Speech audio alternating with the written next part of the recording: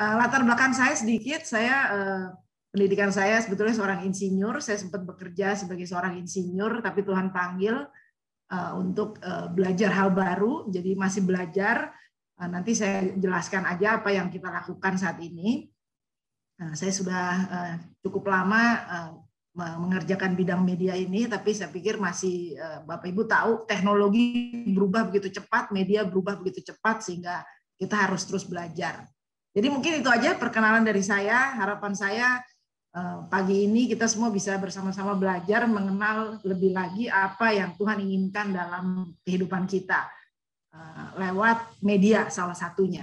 Ya, jadi mungkin saya akan bagikan 2 video, satu video singkat supaya Bapak Ibu sebagai perkenalan aja mengenai topik media to movements, media hingga gerakan. Lalu saya akan pasang satu video lagi presentasi dari saya, tapi sudah direkam gitu ya, supaya nggak kepanjangan juga. Oke, mungkin itu aja ya Pak Will ya, langsung ya. Iya Bu, silakan Bu. Oke.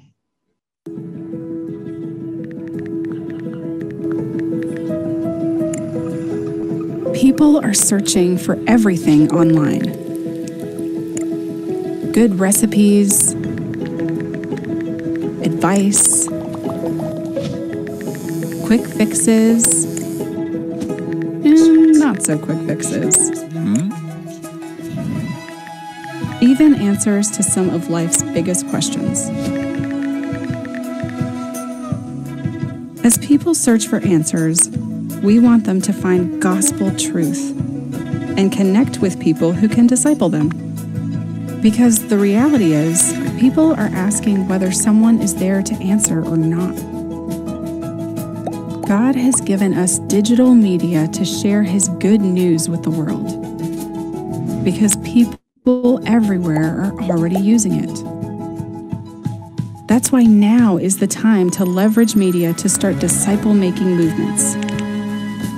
We call it Media to Movements. Media to Movements is the strategic use of digital media to identify people on a spiritual journey to Christ and connect them with disciple makers, who, in turn, equip them to reach their family and friends with the gospel. It starts here. But really, it goes back to this. All for the sake of the gospel. It's happening all over the world. Explore how media can accelerate disciple making where you live.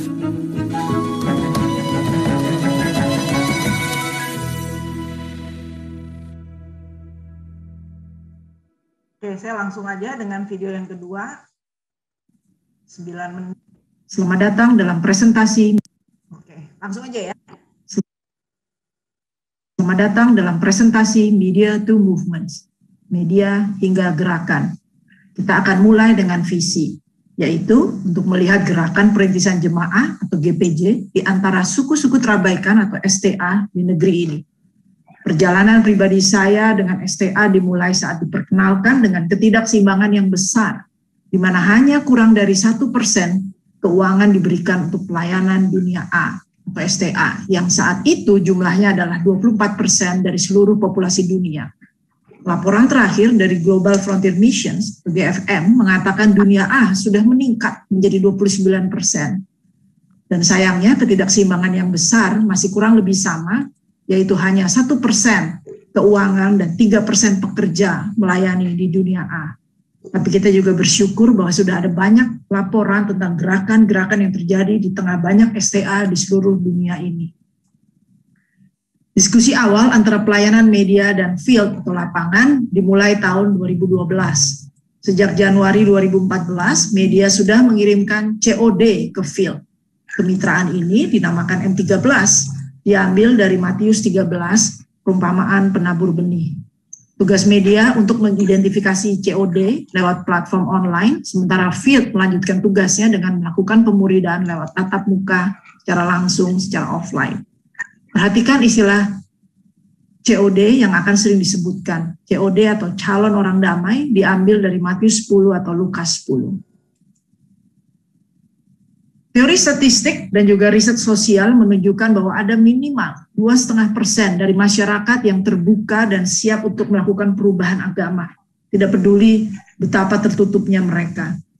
Akan menjadi sangat strategis jika seluruh kegiatan GPJ atau CPM berfokus kepada yang 2,5% ini. Kontak media disaring untuk menemukan COD yang kemudian dapat dimuridkan oleh field hingga terjadi suatu gerakan.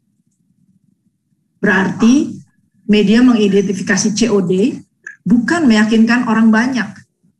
Media bukan hanya mengukur berapa banyak orang yang menyukai atau menonton atau membaca konten media dalam bentuk artikel atau video, tapi berfokus pada tujuan dari kelompok orang-orang yang belajar kitab suci bersama-sama dan murid atau jemaah yang berlipat ganda.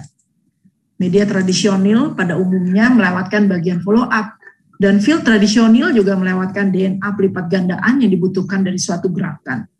Penyaringan COD harus terjadi di sisi media, dan multiplikasi juga harus terjadi di sisi field. 2 Timotius 2 ayat 2 adalah contoh yang jelas di mana 4 generasi disebutkan. Dimulai dari Paulus, Timotius, orang-orang yang dapat dipercaya, dan orang-orang lain. Sedikit mengulang proses secara keseluruhan, media dan field. Ada filtering di sisi media, dari banyak orang kontak media menjadi COD. Dan ada pelipat gandaan di sisi field, dari banyak COD menjadi OD dan menjadi murid atau jemaah yang berlipat ganda. Untuk memahami proses filtering, definisi COD dijelaskan di sini. Ada orang hijau yang artinya STA yang sudah dewasa, berumur minimal 17 tahun, terbuka secara spiritual, dan dia bersedia melakukan pertemuan tatap muka atau F2F, membicarakan topik spiritual. Dan tentunya bersedia memberikan nomor HP dan lokasinya. Dan ada tambahan satu lagi, jika COD ini bersedia menceritakan ketertarikan spiritual dia dengan kawan, keluarga, atau kerabatnya. Ini akan luar biasa baik, di mana saat field bertemu dengan COD ini, dapat langsung ada pertemuan kelompok, bukan hanya pribadi dengan satu orang saja. Ada penekanan dari data demografis COD yang sudah dikirimkan media ke field. Secara data resmi nasional, hanya ada 3% wirausaha, di mana untuk COD ada 8%. Belum termasuk 4% dokter dan guru, dan juga 9% pegawai swasta dan pegawai negeri. Dibandingkan data resmi, hanya ada 2% guru dan 2% pegawai negeri. Tingkat pendidikan juga di sini menarik untuk diperhatikan, meskipun ada hampir setengah yang tidak diketahui pendidikannya, tapi dengan 11% yang ada lulusan universitas, berarti cocok dengan 20% lulusan universitas yang ada dalam laporan resmi. Sebagai rangkuman, COD dari media ini datang dari kelompok menengah ke atas dalam masyarakat dan diharapkan mereka berpotensi menjadi seorang pemimpin. Apa yang terjadi di field setelah COD diberikan oleh media? Pertama, tentu field menghubungi mereka lewat SMS, WA, atau telepon. Pertemuan tatap muka atau F2F pertama bisa dilakukan secara pribadi, atau akan lebih baik lagi jika COD dapat mengajak kawan, keluarga, atau kerabatnya. Kemudian pertemuan dapat dilanjutkan ke tahapan yang lebih serius, di mana ada pembelajaran materi spiritual, biasa disebut DBS, Discovery Bible Study. Kelompok DBS dapat meningkat menjadi jemaah yang berlipat ganda. Ada gambar gedung yang juga ditampilkan, di mana ada COD yang juga beribadah ke gedung, selain dari tetap berjemaah di tengah kelompoknya agar dapat terus berlipat ganda. Sharing atau berbagi menjadi kunci dalam proses ini. Selain iman percaya dan juga permandian yang juga dicatat tentunya. Ditambahkan di sini pembelajaran lewat online yang dapat dilakukan bahkan sebelum pertemuan tatap muka atau F2F yang pertama. Dari sini terlihat data media sejak 2014 saat M13 dimulai. Ada banyak mitra media yang lain yang tidak menggunakan sistem M13 tapi tetap mengirimkan COD untuk diproses oleh mitra M13 Field. Dapat dilihat bagaimana pandemi sudah memberikan peningkatan 2 kali lebih untuk media kontak yang masuk dan COD yang dihasilkan hampir 3 kali lipat. Dari data yang terlihat bahwa COD dihasilkan dari 2% kontak media atau STA, yang mana hampir cocok dengan teori statistik 2,5% yang tadi sudah disebutkan. Sebetulnya media yang menggunakan kitab suci sebagai bagian penting dalam kampanyenya memberikan 4% COD dibandingkan kegiatan media dengan topik-topik umum lainnya. Di mana kita sekarang, 7 tahun sejak M13 dimulai. Di akhir Desember 2020 sudah ada 2.600 COD lebih yang dikirimkan field oleh media. Sebelah kiri adalah data secara nasional. 22% COD sudah melakukan tatap muka F2F dengan pekerja field. 28% sudah belajar dan baru 4% yang sudah ikut dalam jemaah MBB. MBB artinya M, background believers, atau orang percaya dengan latar belakang M yang biasanya tentu adalah STA. Data di sebelah kanan dari satu provinsi yang menerima hanya 18% dari total COD. Tapi kita melihat sudah ada 44% COD yang melakukan tatap muka. Dan ada 73% yang sudah belajar. Ada banyak proses pembelajaran yang dilakukan lewat online bahkan sebelum pertemuan tatap muka terjadi. 19% sudah mulai ikut jemaah MBB. Terlihat juga di sebelah kiri ada satu permandian dari 3 COD yang sudah melakukan tatap muka F2F. Sementara di provinsi yang sebelah kanan ada 2 permandian dari 3 COD yang sudah melakukan tatap muka F2F. Selama pandemi, dengan adanya pembatasan jarak untuk mengurangi infeksi penularan, pembelajaran online menjadi penting, bahkan sebelum adanya pertemuan tatap muka yang pertama. Ini juga menjawab tantangan geografis yang ada. Banyak dari lokasi COD sangat berjauhan dari lokasi pekerja field. Pekerja STA melayani sekitar 300.000 populasi yang juga berarti perjalanan 8 jam satu arah hanya untuk bertemu dengan satu COD. Kebanyakan pekerja STA ada di sisi sebelah kiri data. Doa kita semua agar ada lebih banyak tempat di mana pelipat gandaan buah-buah terjadi di banyak STA di seluruh negeri. Pertanyaannya bukan apa yang dapat saya lakukan, tetapi apa yang harus dilakukan agar ada gerakan. Perlu ide-ide baru untuk talenta dan hal-hal yang perlu dilakukan agar ada gerakan. Bidang media dan teknologi tentu sesuatu yang sudah banyak dipahami. Bidang-bidang yang lain juga masih diperlukan. Hubungi kami lewat email media2movements@gmail.com. Angka 2 ya. Movements dengan S. Saya akan tutup dengan ayat ini sebagai doa kita bersama. Tuayan memang banyak, tetapi penuainya hanya sedikit. Sebab itu mintalah kepada Sang Tuan pemilik tuayan supaya ia mengutus para tuayan untuk menuai tuayannya. Matius 9 ayat 37-38. Amin. Terima kasih. Oke, itu presentasi yang pertama untuk sesi ini. Berikutnya dalam 10 menit ke depan, kita 15 menit mungkin dilanjutkan dengan Eva ya, akan berikan kita materi yang lebih lengkap dari tadi, videonya lebih seperti overview saja. Silahkan Eva. Oke, Bu.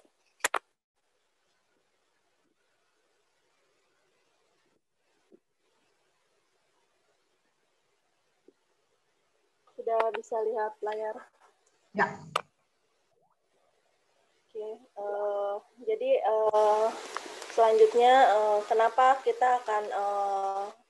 kita lebih memilih mau melakukan pelayanan seperti ini dibandingkan banyak cara lainnya seperti itu. Karena kita di sini mau jadi green friendly atau relevan ya, atau ramah, cocoklah dengan banyaknya orang yang kita jumpai seperti itu. Nah, apa sih yang dimaksud dengan green friendly? Artinya adalah kita dapat diterima oleh masyarakat hijau pada umumnya seperti itu. Karena ketika kita menjadi ramah, kita menjadi teman mereka, tentu kita akan dengan mudah diterima oleh orang-orang di lingkungan kita atau orang-orang yang kita temui seperti itu. Saya potong sedikit Eva, tadi mungkin kurang jelas. Jadi green di sini adalah para STA ya, suku terabaikan yang tadi sempat disebutkan di awal sekali. Jadi mereka-mereka di A yang belum pernah mendengar Injil. Mungkin itu supaya nanti nggak bingung nih. Yang lain apa ini maksudnya dengan green gitu ya. Green berarti STA. Ya, suku terabaikan, orang hijau kita pakai nama. Silakan Eva. Ya, terima kasih Bu. Ya, kita pakai warna ya supaya tidak menyebutkan gitu dengan mudah juga. Terus green relevan itu artinya cocok gitu dengan sesuai dengan konteks budaya kita yang ada di Indonesia ini yang macam-macam budayanya, latar belakangnya dan pandangan dunia masyarakat hijau pada umumnya seperti itu.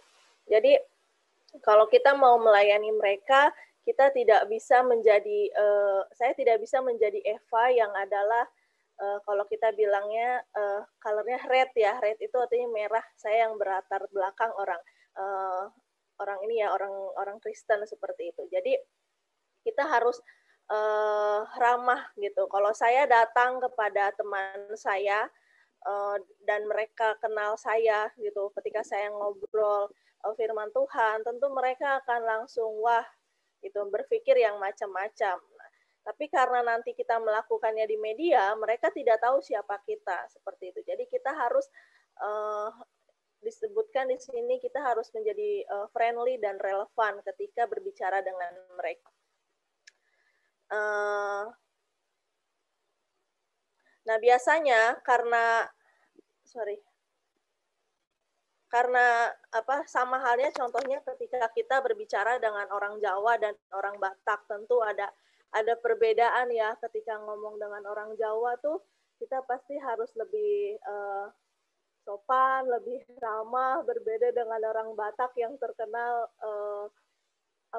cara berbicaranya juga kayak ceplas-ceplos seperti itu. Nah, biasanya kalau kita dalam kehidupan sehari-hari lebih mudah menyesuaikan ketika misalkan saya sedang keluar terus bertemu dengan orang Jawa, saya langsung bisa menyesuaikan diri. Saya akan jadi permisi seperti itu, langsung jadi ramah seperti itu. Berbeda lagi dengan ketika saya bertemu dengan orang Batak atau orang asal dari mana yang lain seperti itu.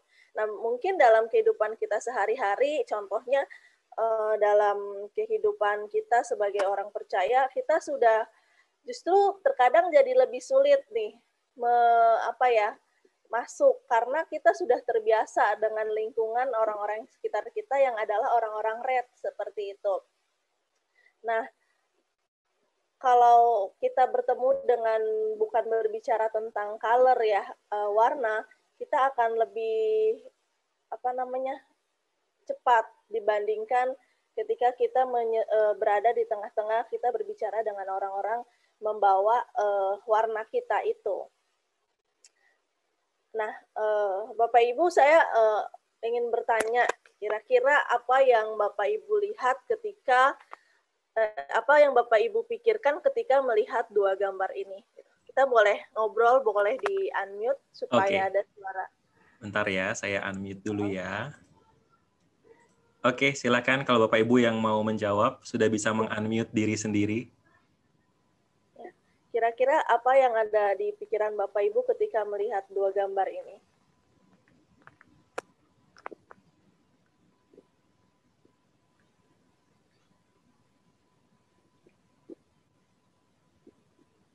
Ada yang coba mau jawab? Mungkin masih pada kaget ya. Wah, ini teman lama saya waktu kuliah mungkin. Atau ada yang kenal tetangganya? Kira-kira apa yang ada di benak Bapak Ibu ketika melihat gambar ini? Atau hanya sering melihat kalau hari Jumat gitu ya, mungkin ya. Atau pas maghrib gitu. Lagi betul hari Jumat, siang-siang kita lagi mau makan siang. Wah, di jalan banyak nih yang seperti ini penampilannya gitu ya. Bawa apa itu? Bawa karpetnya, karpet terbangnya dibawa. Bu. Ya, Pak Daniel, silakan Pak.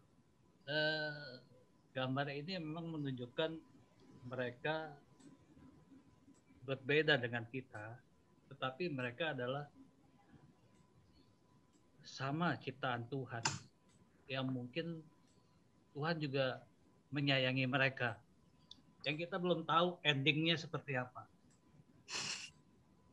Oke. Mereka sama seperti kita ya Pak, sama-sama manusia. Ya. Ya, ada yang lain?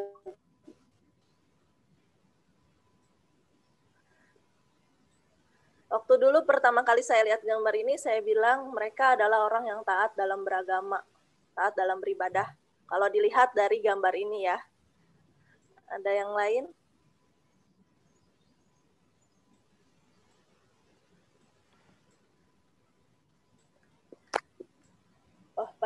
pegang atau ya siapakah mereka ini, tentu ya kita bisa tahu mereka, kita tidak bisa mengatakan mereka A, mereka B hanya ketika kita melihat gambar, tapi biasanya dari gambar kita sudah bisa membuat gambaran gitu. Oh, mereka adalah orang yang taat beragama gitu. Ada yang waktu dulu training bilang, oh mereka kayaknya kelompok itu deh gitu, karena ada janggutnya katanya gitu, meskipun belum tumbuh kayak gitu ya. Jadi siapakah mereka, tentu kita harus cari tahu gitu. Dan biasanya dari kehidupan sehari-hari, cara mereka berpakaian, cara mereka menunjukkan kehidupan sehari-hari mereka, kita bisa tahu siapa mereka sebenarnya.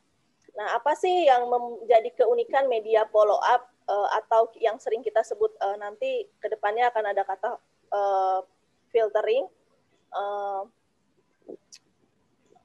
Keunikannya adalah kontak. Kontak itu adalah orang yang menghubungi kita ya. Itu berinisiatif menghubungi media terlebih dahulu. Jadi bukan kita yang menghubungi mereka, cari-cari mereka, tidak. Tapi mereka menghubungi kita karena mungkin mereka tertarik dengan konten kita yang kita bagikan ketika di media sosial, seperti itu. Jadi mereka tadi datang langsung gitu ke kita, menghubungi langsung nih kepada media gitu.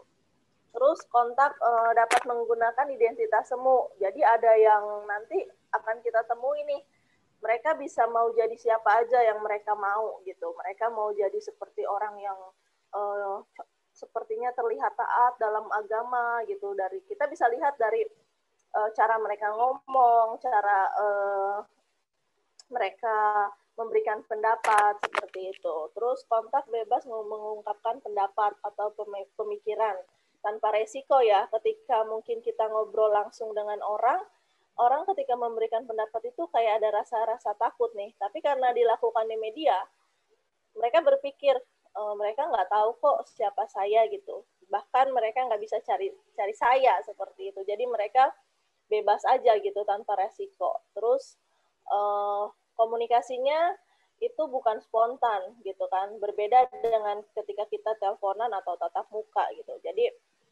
Jadi nanti proses filtering pun kita tidak perlu takut gitu, takut salah ngomong atau apa gitu, karena kita di media bisa berpikir dulu. Mereka juga karena tadi bebas memberikan pendapat ya, kita juga kalau nggak tahu cara menjawabnya kita masih bisa mikir atau nanya seperti itu.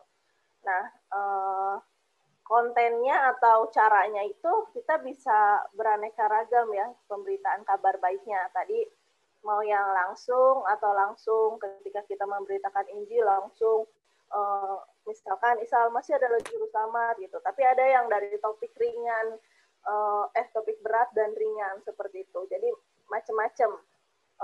Kita mau ikuti prosesnya atau langsung ke kejadiannya gitu, mau langsung buat orang itu percaya gitu, atau bagaimana kita mau lihat prosesnya sampai nanti ke ujungnya dia mau percaya. Nah, seperti itu. Apa sih tadi proses filtering? Nah, ini proses filtering adalah proses kita menggali informasi dan menemukan kebutuhan spiritual sambil menjadi teman seperjalanan bagi mereka yang menghubungi media. Nah, jadi kita adalah, poin-poinnya adalah sebuah proses ya Bapak Ibu, sebuah proses dan kita perlu yang namanya menggali informasi supaya kita bisa menemukan kebutuhan spiritual. Dan yang perlu diingat, kita adalah teman seperjalanan mereka. Tujuannya apa? Hanya satu, tujuannya menemukan COD tadi ya, yang disebut calon orang damai. Nah, komunikasi online itu selalu bersifat sementara, jadi hanya sebagai jembatan untuk menuju ke pertemuan offline. Nah, nanti karena kita hanya melakukan di media, itu sebabnya nanti harus ada transisi ya. Jadi, karena kita hanya berkomunikasi dengan mereka sementara aja, tidak untuk terus-menerus seperti itu. Karena ada nanti tim lain, tim lapangan yang akan memfollow up mereka secara langsung, bertatap muka, seperti itu. Jadi, kalau dari penjelasan tadi, kira-kira apa itu proses filtering? Kira-kira kita jadi salesman atau recruiter? Kita mau berjualan atau wawancara? Kira-kira menurut Bapak Ibu? Kalau dari penjelasan singkat tadi, kira-kira proses filtering itu kita jadi seperti salesman atau recruiter, wawancara seperti seorang HRD ya, kalau di dalam dunia pekerjaan umum seperti itu. Sudah bisa unmute lagi, silahkan.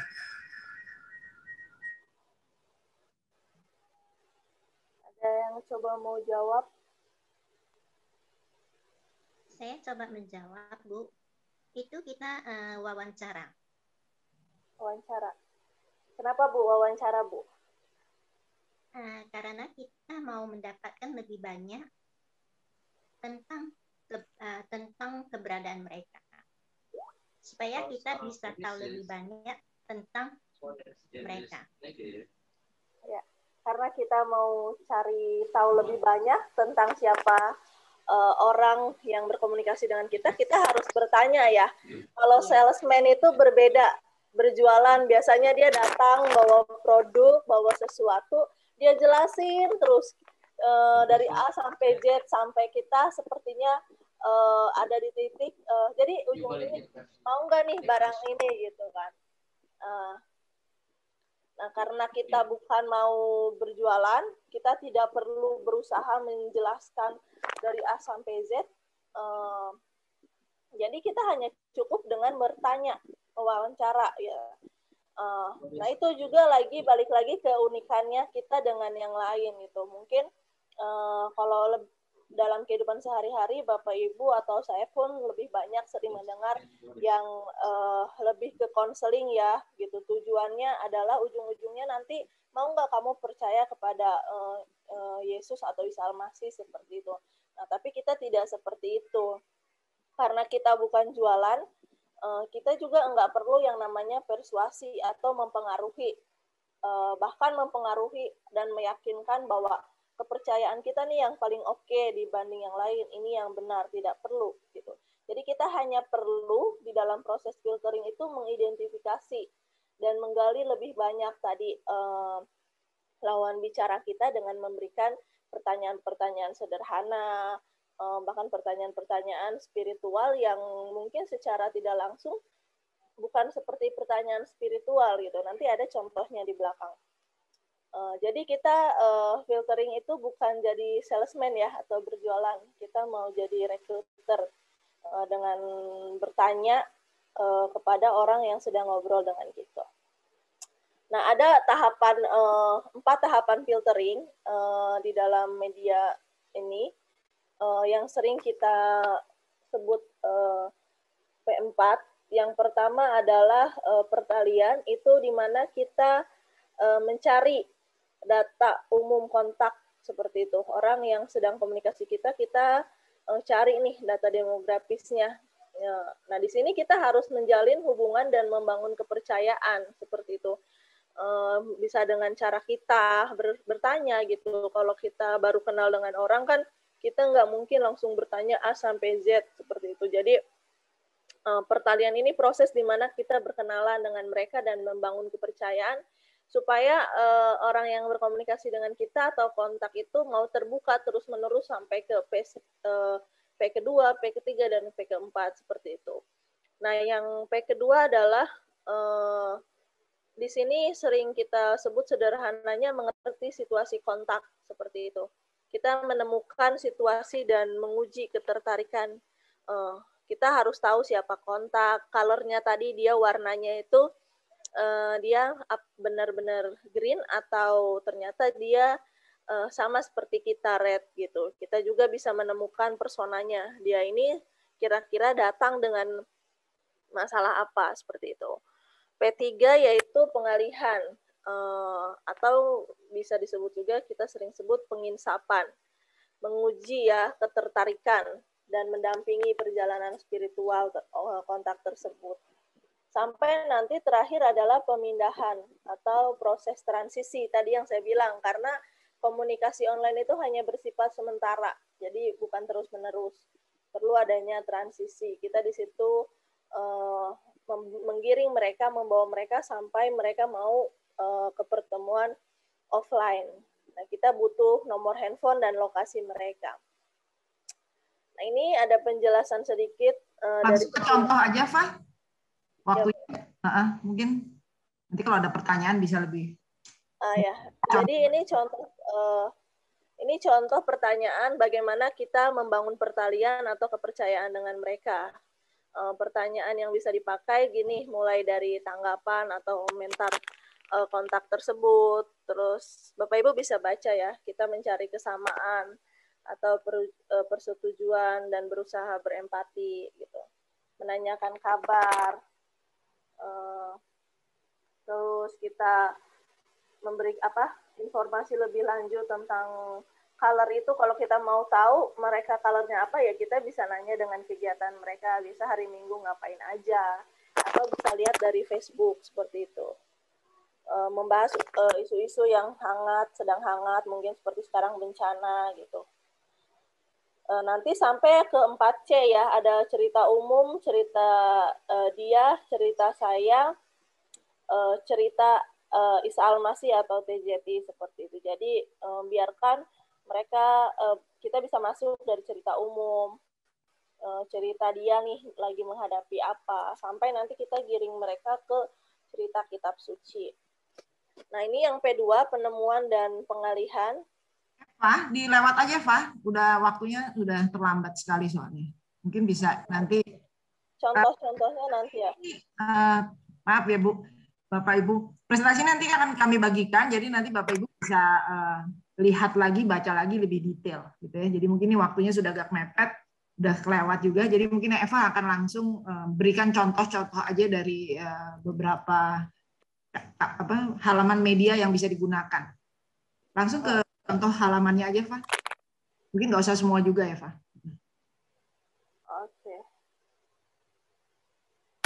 Oke, karena kita ada beberapa Facebook page yang kita pakai untuk mencari COD atau menemukan COD, itu setiap Facebook page memiliki DNA atau ciri masing-masing ya Bapak Ibu. Misalkan ketika membahas pokok bahasan kitab TJTI gitu. Kalau yang belum ada persona, kita bisa langsung menanyakan dia sudah pernah baca atau belum gitu. Menanyakan apa yang dia ketahui mengenai kitab TZI, Taurat, Zabur, dan Injil. Ini adalah Alkitab ya Bapak Ibu, tapi dalam terjemahan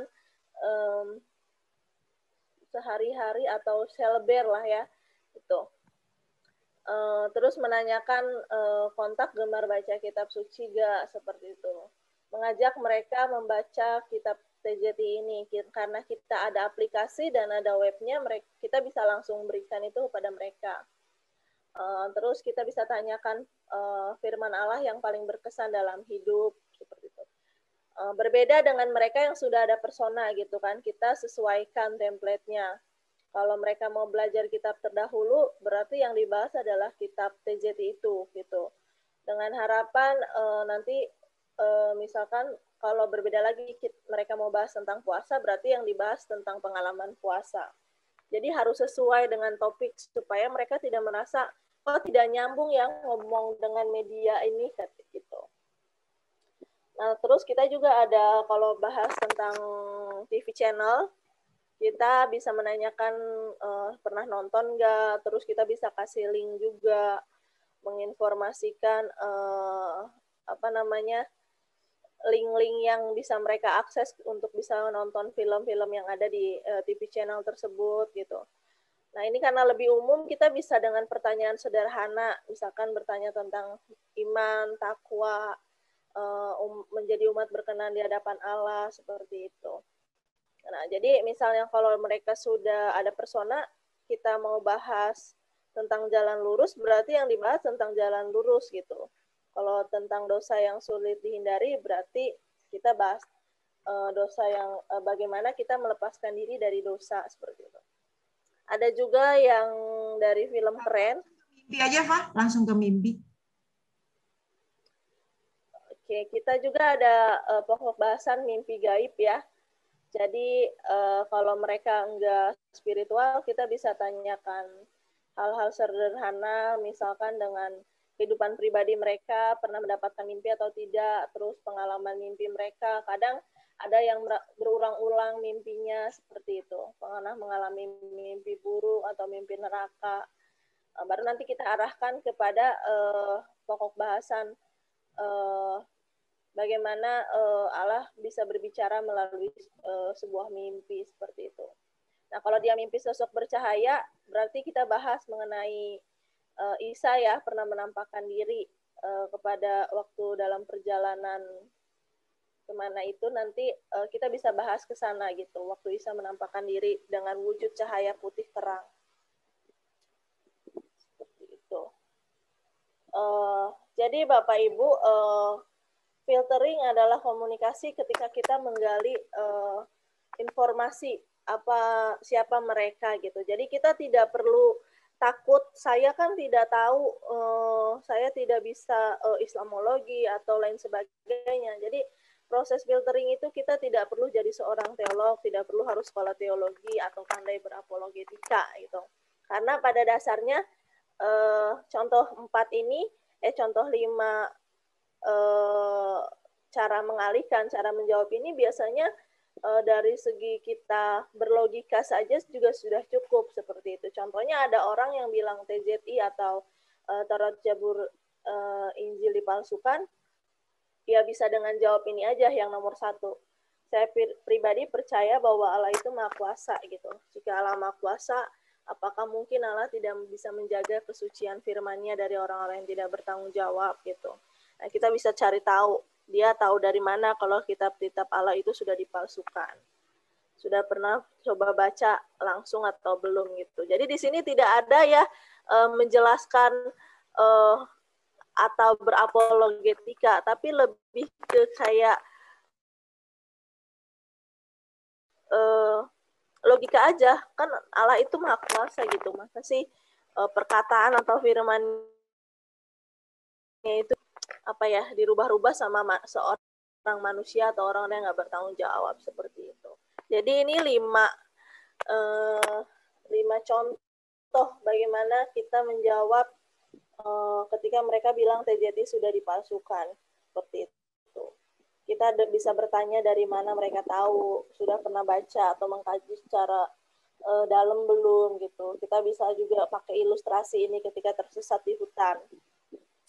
Ketika ada yang memberikan petunjuk tapi kita nggak mau baca ya, kita bakal tersesat terus gitu. Jadi ini sih beberapa contohnya.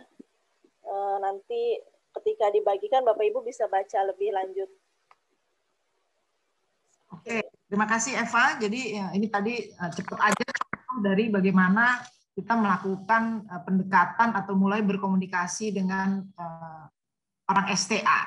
Jadi saya harap ini bisa menjadi suatu pembelajaran baru buat Bapak Ibu semua.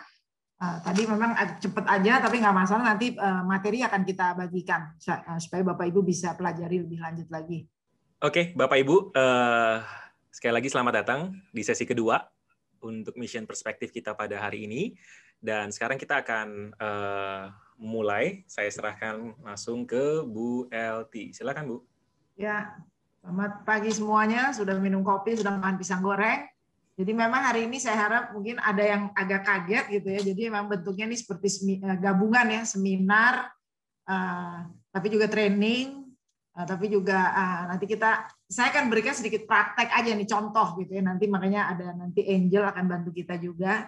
Jadi ini mudah-mudahan dari contoh-contoh yang diberikan ini, nanti Bapak Ibu bisa aplikasikan langsung sih sebetulnya. Ini kan meskipun contohnya adalah lewat online media, tapi sebetulnya bisa dilakukan juga secara offline gitu ya. Apa saat kita ketemu dengan teman atau ketemu dengan orang yang baru ketemu, baru kenal gitu juga bisa gitu ya. Jadi ini mudah-mudahan bisa jadi berkat. Jadi ini sesi yang kedua, kita akan masuk tadi berkesan kayak teori gitu ya, teori kalau tadi sepertinya kayak training bukan kayak seminar ini ya, tapi teorinya ini prakteknya seperti apa. Jadi kita akan berikan contoh, ini adalah kisah nyata percakapan antara kontak yang menghubungi media. Jadi nanti saya akan screen share, Eva akan bacakan 10 menit pertama, Lalu 10 menit kedua nanti akan kita simulasikan antara Angel dan Eva, gitu ya, supaya Bapak Ibu bisa ada pengalaman sedikit, gitu ya. Jadi nggak hanya bicara teori saja. Oke, saya akan screen share. Ini memang sorry agak bingung sedikit bacanya karena dari sistem kita ambil ini bulat-bulat persis seperti apa yang dikatakan oleh kontak. Ya, jadi bacanya sedikit kayak bahasa Arab atau bahasa Mandarin nih gabung gitu ya. Dari bawah ke atas, dari kanan ke kiri gitu ya. Bacanya begitu ya. Dari bawah ke atas, dari kanan ke kiri. Oke. Silahkan Eva udah bisa lihat ya. Oke. Sudah. Ya, jadi dari bawah kanan ya, Bapak Ibu bacanya.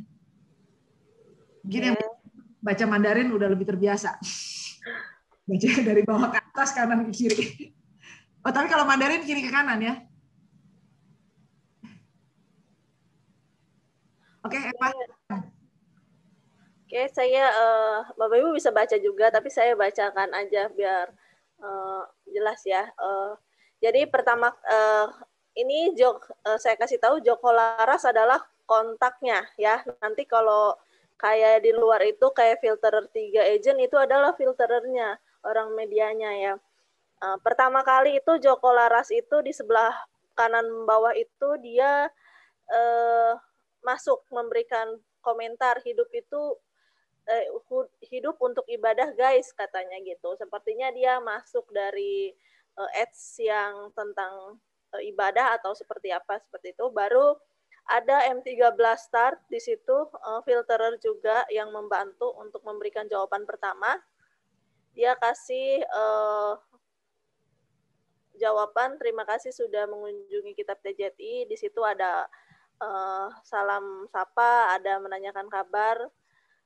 Lalu yang ditanya pertama adalah menanyakan nama panggilan ya, meskipun di situ Joko Laras gitu, dan usia berapa gitu, di provinsi mana. Jadi itu tadi masuk ke pertalian, mencari tahu siapa orangnya ini ya.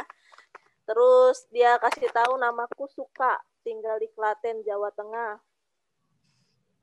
Jauh ya Joko Laras jadi Suka. Suka jadi Joko Laras. Terus dia bilang dilanjut terima kasih sudah merespon, boleh kenalan dulu biar nyaman ngobrolnya gitu. Nanyakan nih kesehari-hariannya ngapain. Menanyakan umur juga nih udah ditanyakan, tapi karena belum dijawab ditanyakan lagi. Dan sepertinya filterernya lagi agak kurang konsen nih, udah dikasih tahu namanya Suka malah sebut Joko lagi ya. Terus dia kerja bubut besi katanya. Dia minta nomor WA filterer, lalu itu bahas tentang COVID, masih ada dia bilang di sana. Lalu diarahkan bahwa di daerah lain sudah mulai ada yang aman nih. Langsung menanyakan kecamatannya. Next, Bu. Kecamatan Ceper. Dia nanya, udah divaksin belum? Katanya gitu ya. Manggilnya Bu. Manggilnya Bu gitu ya. Dia berharap ngobrol sama ibu-ibu. Padahal yang ngobrol sama dia adalah harusnya ya laki-laki dong gitu, karena kita dalam proses filtering juga harus menyamakan kan. Kalau dia laki-laki kita harus jadi gendernya harus jadi laki-laki ya, avatarnya seperti itu. Terus dia bilang alhamdulillah sehat semua, paling sekolah masuk 1 hari libur. Kebanyakan dia bilang usaha ngecor ya. Sini dia bilang saya ikut senang. Saya doakan. Ya, karena kita suka lupa kalau media ini kan dari seluruh Indonesia ya. Langsung ditanya sekolah perkantoran belum aktif. Jadi mungkin kalau di daerah perkantoran itu tidak umum ya. Jadi juga perlu dipikirkan. Ini karena filternya orang kota Jakarta nih, orang metropolitan gitu ya. Tapi untungnya dia adalah melakukan pengusaha, kebanyakan pengusaha pengecoran. Jadi agak nyambung sedikit gitu ya. Silakan, Pak. Terus filterer mulai ada ini nih ya, pertanyaan menggali nih, kenapa dia tertarik gitu komentar di sini. Udah pernah baca kitab TZI belum?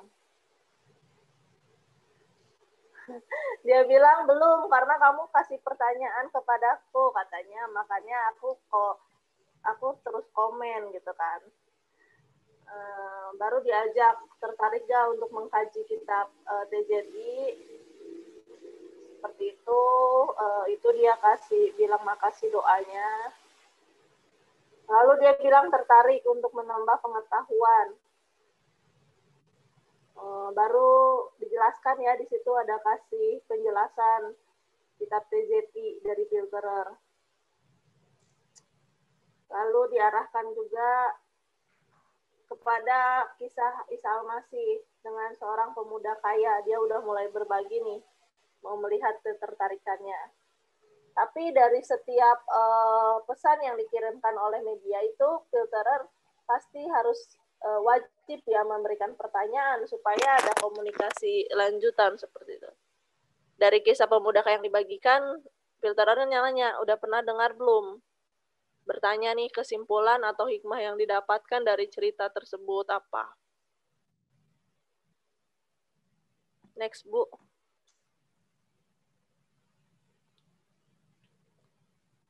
Terus dia bilang Taurat Nabi Musa, Zabur Nabi Daud, Injil Nabi Isa. Wah, dia tahu ya.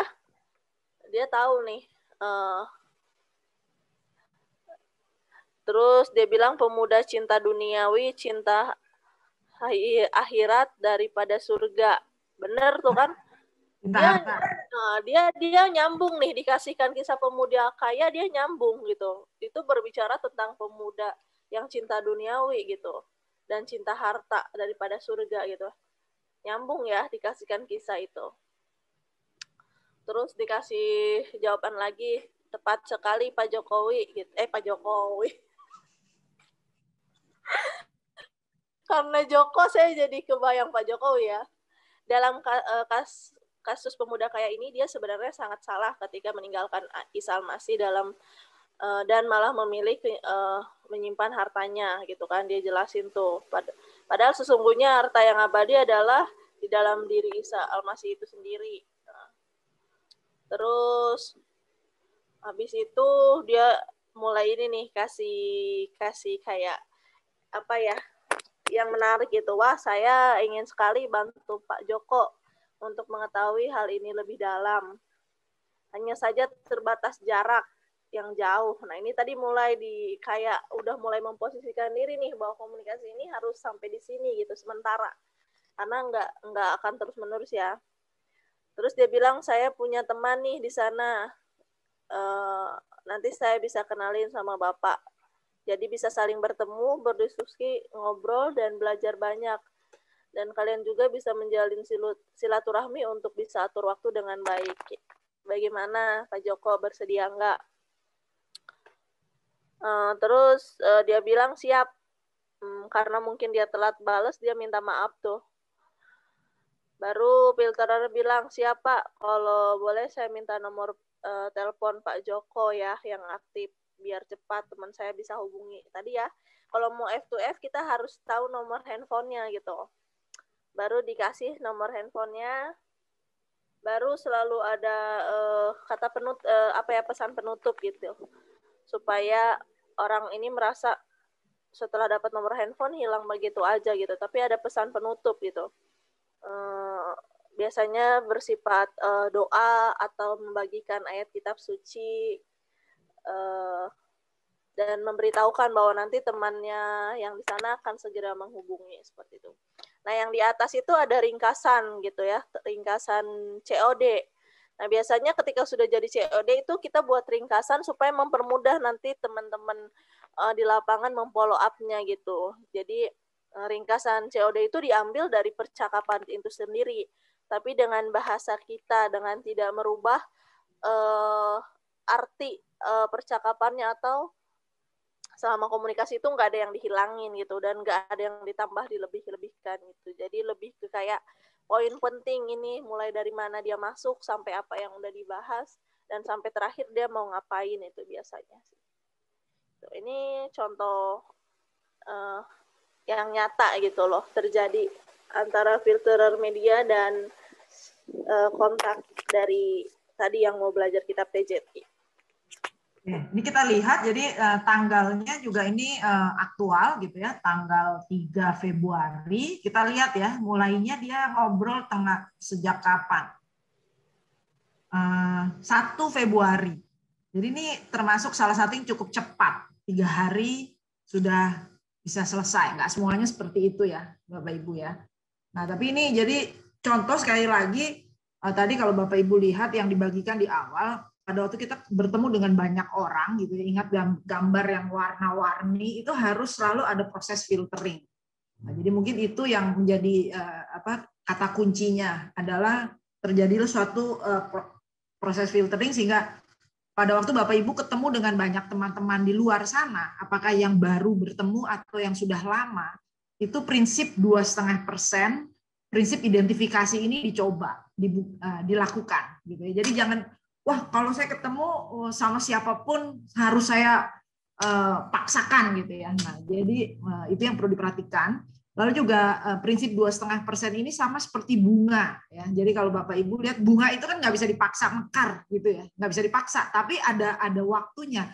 Jadi pada waktu dia mekar itulah yang 2,5%-nya. Jadi mungkin dia habis sakit atau dia mungkin habis bertengkar suami istri, kita nggak tahu, atau anaknya sedang bermasalah dengan narkoba, kita nggak tahu. Nah itulah pada saat bunganya mekar, kita masuk gitu ya, kita identifikasikan itu. Tapi kalau memang belum waktunya, kita juga nggak bisa paksa ya, kita bagikan benih firman nggak masalah. Gitu ya. Tapi ini satu prinsip aja untuk menolong kita semua untuk bagaimana menghadapi sekitar kita yang kebanyakan khususnya yang STA misalnya. Gitu ya. Tapi sebenarnya ini juga bisa diterapkan dalam juga nggak hanya STA saja ya, mungkin ada keluarga, kerabat yang latar belakangnya Buddha atau yang bukan STA juga nggak masalah. Tapi prinsipnya adalah harus cari bunga yang siap berkembang. Ya, bisa cepat, bisa lama. Kalau lagi pas, bisa cepat sekali. Ini contohnya ada yang 3 hari. Tapi dalam pengalaman kita ada juga yang sampai 6 bulan. Tapi ngobrol panjang lebar tapi stop, hilang. Nanti 3 bulan kemudian menghubungi lagi. Itu juga ada. Ya, jadi ini satu contoh. Kita satu lagi simulasi, jadi di sini ada Angel, jadi kalau tadi Bapak Ibu hanya membaca, kita akan simulasikan, kita lihat ya, ini supaya bacanya lebih enak ya, kita coba satu lagi ya, simulasi sedikit. Oke, silakan Eva sama Angel udah bisa lihat layar saya ya. Jadi kontak pertama kali masuk nih.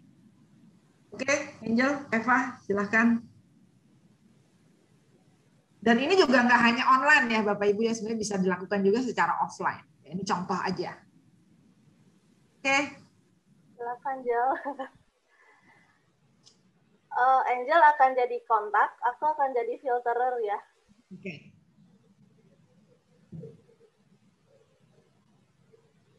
Halo, saya Muhammad Hasan. Saya mau tahu apa isi kitab Taurat, Zabur, Injil. Taurat itu perjanjian lama lengkap sebetulnya. Meskipun kalau kita kan tahunya Taurat adalah 5 buku pertama ya, tapi nggak apa-apa. Zabur adalah Mazmur. Injil bukan hanya 4 Injil, Matius, Markus, Lukas, Yohanes, tapi juga keseluruhan dari perjanjian baru. Lalu filternya akan jawab.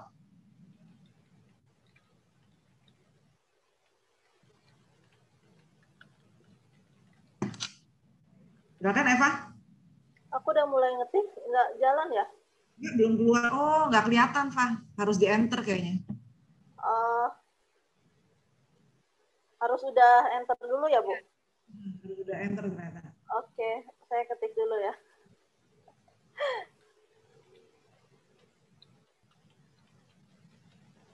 Teknologinya masih kurang canggih ya. Salah pakai teknologi nih.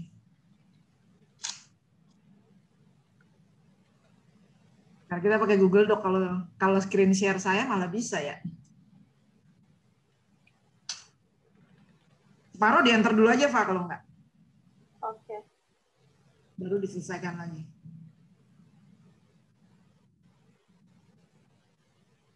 Jadi sama ya tadi ya. Kita berikan salam. Dan ini juga kadang-kadang kita sengaja ya. Maksudnya kita sengaja memberikan salam hijau. Supaya Kalau yang bukan hijau, mereka otomatis akan merasa tidak nyaman, gitu, tidak relevan, dan mereka akan mungkin bingung lah, ini saya orang merah tapi kok jawabnya begini gitu ya. Mungkin mereka yang kaget juga dan mungkin nggak berani jawab lagi. Tapi langsung berikan perkenalan, salam kenal, saya Wahyu. Karena ini konteksnya online, Angel langsung aja Angel sambil saya ngomong, nggak usah ditungguin. Karena ini konteksnya Oke, Bu. Online, kita cari nama yang bisa pria dan wanita. Karena memang kita berusaha jangan, karena ada banyak ya bapak-bapak yang pengen ngobrol sama wanita-wanita, sebaliknya juga mungkin ada pria-pria cari jodoh atau wanita juga banyak cari jodoh. Jadi lewat online. Jadi kita minimalkan.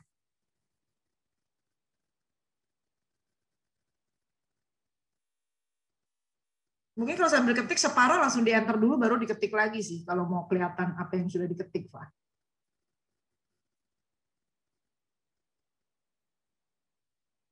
Nah, ini mungkin namanya dia karena kita lewat itu tadi digital print ya. Kita bisa lihat Facebooknya dia ternyata sebenarnya bukan Abdul atau apa ini ya kan. Jadi kadang-kadang bisa ditanya. Oh, mungkin dia yang nanya nih, kok Abdul saya umur 35 Wahyu. Jadi gini, karena kalau saya dengar dari ceramah, nah itu sudah palsu, nggak berlaku lagi sekarang. Makanya saya pengen tahu kenapa sih kamu mengagung-agungkan TZI gitu ya.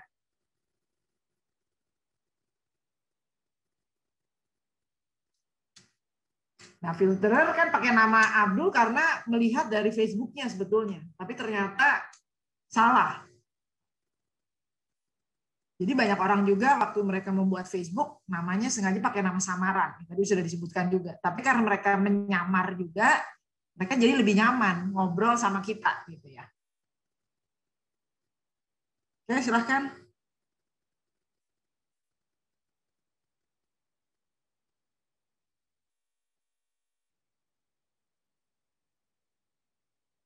Kalau udah aku enter, terus aku ngetik lagi, kehilang lagi ya, Bu?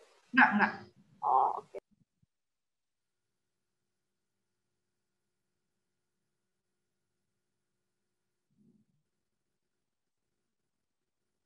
Nah, ini juga nggak tahu bisa tahu Hasan dari mana gitu ya, tapi mungkin ada yang kelewat. Boleh tahu Hasan kegiatan hari-hari, sibuknya apa. Tapi jadi nggak apa-apa juga, kadang-kadang kita juga dalam ngobrol kan kadang-kadang ada keseleknya gitu ya. Aduh, ya jadi natural aja gitu. Anggap ini sebagai suatu percakapan, bukan suatu recording studio yang harus sempurna gitu ya. Nah, tadi juga kalau kita lihat contoh yang pertama, banyak yang diabaikan kan, dia sempat tanya tuh tadi ada yang contoh tadi yang diberi yang kita kasih contoh, mereka nanya, oh minta nomor WA-nya dong. Ya, kita nggak usah jawab. Nggak apa-apa.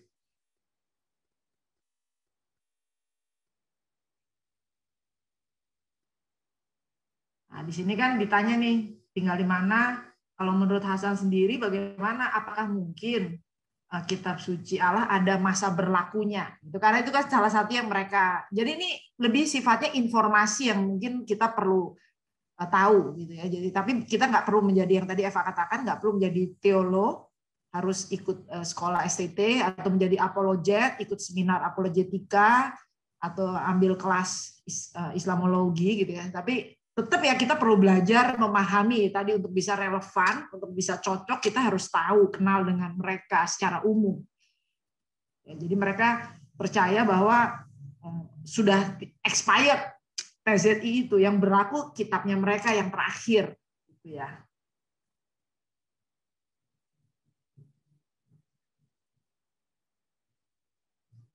Nah, di sini dia udah mulai terbuka. Saya dagang sehari-hari, saya bisa mendapatkan rezeki meskipun lagi susah gara-gara corona.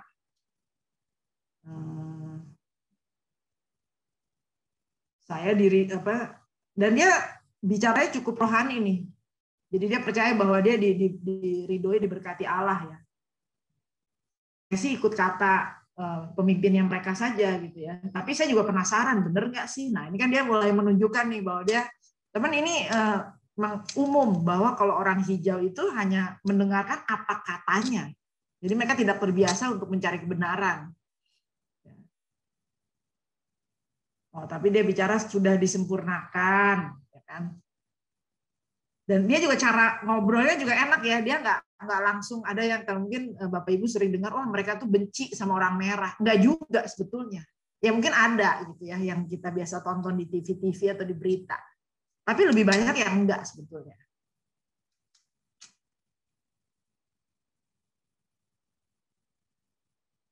Nah, kan karena dia bilang Jawa, di Jawanya di mana? Karena Indonesia terlalu luas ya, jadi kayak Kabupaten Bekasi aja luas sekali ya, nggak usah Kabupaten Bekasi ya, dari Greenfield sampai ke mana, ke airport aja kadang-kadang macet ya, dan Mogot segitu panjangnya. Nah ini juga supaya enak, setahu saya Jawa kan, apalagi bicara Jawa ya, Jawa juga luas. Loh, oh terus saya tinggalnya di Jakpus. Kenapa nih? Tanya-tanya. Oh, Jakarta Pusat justru. Ternyata dia orang Jakarta Pusat. Kalau Jawa kita pikirnya dia di daerah ya. Kenapa nih tanya-tanya? Nggak curiga dia. Maksudnya ya, karena memang baru kenal ya. Dia juga boleh lah bertanya-tanya kan. Ngapain sih lu kepo amat gitu.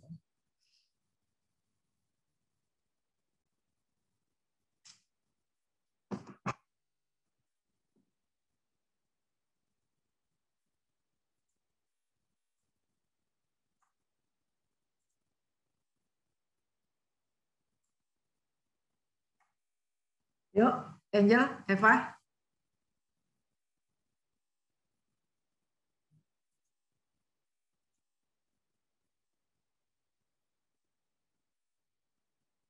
Nah, ini ditantang sekali lagi suruh download, gitu ya. Karena memang ada aplikasinya. Sama seperti Alkitab terjemahan baru, ada aplikasinya dari LAI, yang ini juga ada. Lalu dikasih tahu. Nah, jadi ini pertanyaannya cukup langsung ya, Bapak Ibu bisa lihat. Karena dia tadi sudah cukup sudah nggak, istilahnya tidak menantang kan, nggak marah-marah, nggak apa, berarti kita boleh coba. Wah, dan dia bilang mau download. Nah, ini juga luar biasa nih.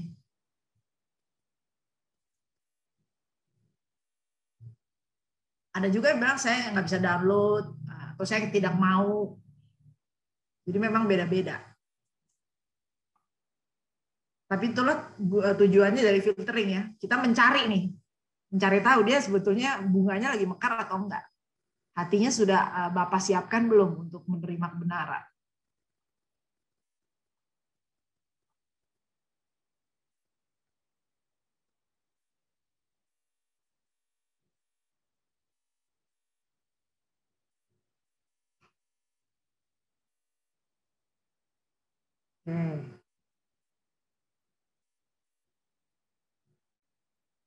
Nah, dia bilang nanti kalau udah install, nah ini kan kita silaturahmi, nah ini udah lebih ditanyakan lagi, lebih dalam lagi. Kitab-kitab yang diwahyukan, petunjuk bagi manusia. Ya. Jadi kita mulai bagikan benih kebenaran.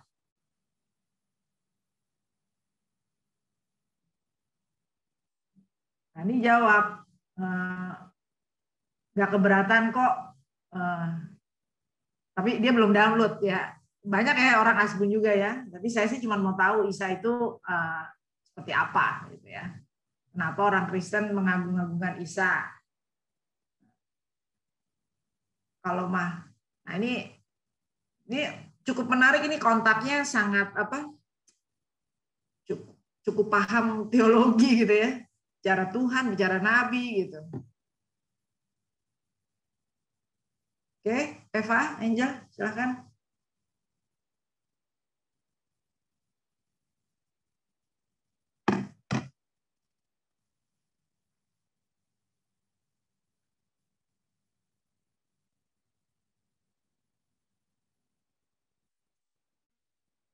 Nah, jadi kan dia tanya kenapa disebut Tuhan atau Nabi, gitu ya. Kita jawabnya nggak harus langsung. Oh iya, Yesus itu Tuhan. Kamu mesti percaya sama dia sebagai juru selamat. Nggak begitu juga. Dia juga sikapnya kan tadi kayak wawancara. Maksudnya dia juga sikapnya baik ya. Dia juga nggak jualan sama kita kan. Kita juga harus, kita bagikan aja benih firman. Sebagai filter, itu cara untuk mencari tahu dia sebetulnya terbuka atau enggak. Gitu ya. Oke. Nah, jadi tadi dikasih tentang mujizat yang dilakukan oleh Yesus tentang meredakan angin ribut. Nah, ini menarik. Dia bilang, iya saya sudah baca ya, download dan buka. Berarti mungkin dia sudah download nih. Saya lihat orang-orang saya itu takut mati karena angin ribut. Ya. Nah, kita jadi nggak perlu bahas tentang ketuhanan Yesus Kristus dulu, ya, atau bahwa dia Mesias, nggak perlu dulu gitu. Tapi kita lebih gali bahwa dia ini mau membuka hatinya, dan biarlah nanti Roh Kudus yang berbicara dalam kehidupan dia. Jadi ingat juga ya tadi di awal juga dikatakan apa, kita menemani dia sebagai teman seperjalanan gitu ya. Teman seperjalanan kan pakai waktu ya, kita nggak langsung mendadak sampai di Bandung ya, tapi ada perjalanan yang kadang macet, kadang nggak macet. Saya kecilin sedikit ya. Tambahin lagi, selain perbuatan ajaib di dunia, tapi juga bicara akhirat.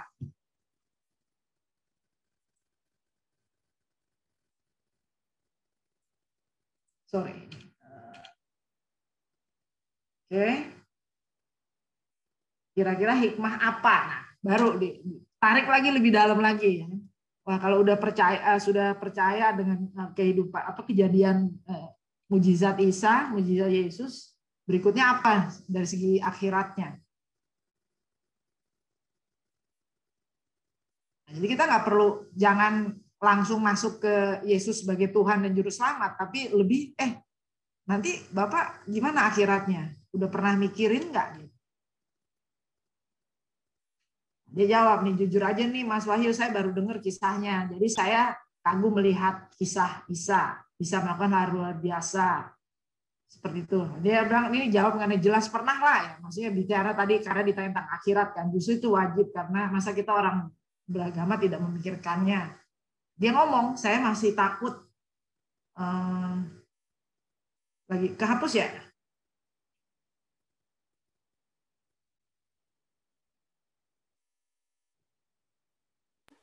Nggak ada tuh, hilang. Ya hilang, coba di ini lagi. Ya. Jel, kehapus Jel. Oke.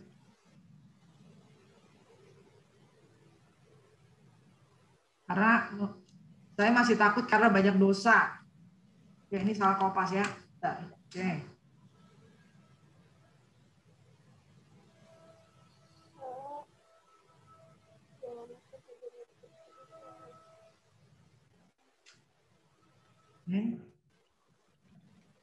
Jadi saya masih takut karena banyak dosa, mohon pencerahannya. Nah, dia malah ini ya, minta dibantu gitu kan, minta pencerahan.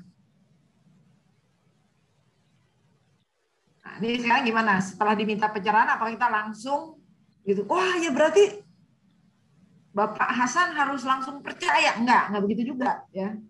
Oke. Hanya dibilang, iya kita tidak luput dari dosa gitu ya. Ini lagi nih, ditarik ulur lagi main layang-layang, seperti main layang-layang ya. Oke. Makin hari dosanya bukan makin berkurang, makin banyak gitu ya. Itu juga Mas, selama ini apa yang sudah dilakukan agar diampuni? Saya sholat bolong-bolong, makin dia makin merasakan ya ada suatu pengisafan. Saya kasih bantuan aja ya kan. Memang ini yang dilakukan oleh mereka kan, mengumpulkan pahala ya. Konsepnya kan, konsep orang hijau mengumpulkan pahala. Oke. Yuk Jel, Eva bisa lebih cepat sedikit. Oh, makasih loh Mas sudah terbuka. Jadi kita juga harus menunjukkan ya kita punya atensi sama dia ya. Baru kita bicarakan tentang Isa Al-Masih punya kuasa di dunia dan akhirat, juga menolong umat manusia lepas dari dosa. Mulai masuk ke situ penginsafan. Ditanya, Mas mau tahu nggak bagaimana caranya? Mas tinggal di Jakarta Pusat, kecamatan mana? Kita memang untuk media ini kita punya peraturan harus tahu sampai kecamatan ya, karena kalau nggak terlalu besar.